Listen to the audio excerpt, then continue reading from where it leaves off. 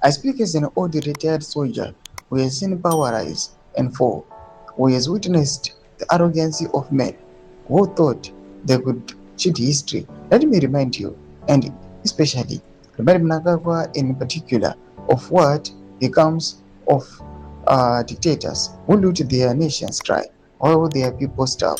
Salabana Mashko Otukanuma General, that was subscribe or like out on the bell icon. I'm Daniel Chiti. Look at Field Marshal Al-Hajj, Dr. Idi Amin Dala, VC, DSO, MC, Lord of the beasts of the earth and fishes of the sea, conqueror of the British Empire in Africa in general and Uganda in particular, president for life.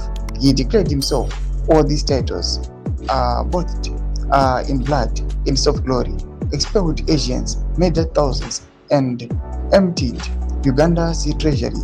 He thought he was untouchable. Where did he end?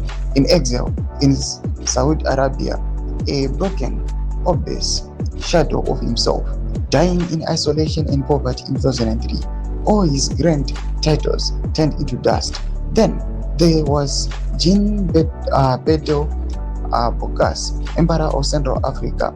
He crowned himself in a lavish ceremony costing millions, while his people ate leaves. He looted the state treasury, bought castles and villas in Paris and elsewhere with the diamonds and gold stolen from him from his own country. When the French finally removed him, he fled into exile. He returned years later, a pauper, died forgotten and penniless in 1996.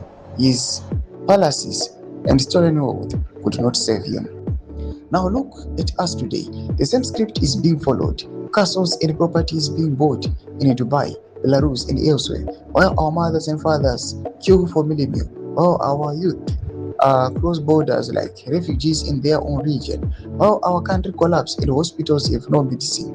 The looting today is said to be sophisticated through companies, proxies, and Uganda networks, but it is the same old greed. History is screaming a warning, yet their ears are deaf, shameless. These men, Bokassa, Mobutu, all died poor in exile, stripped of dignity, remembered only as warnings. They learned nothing from those before them.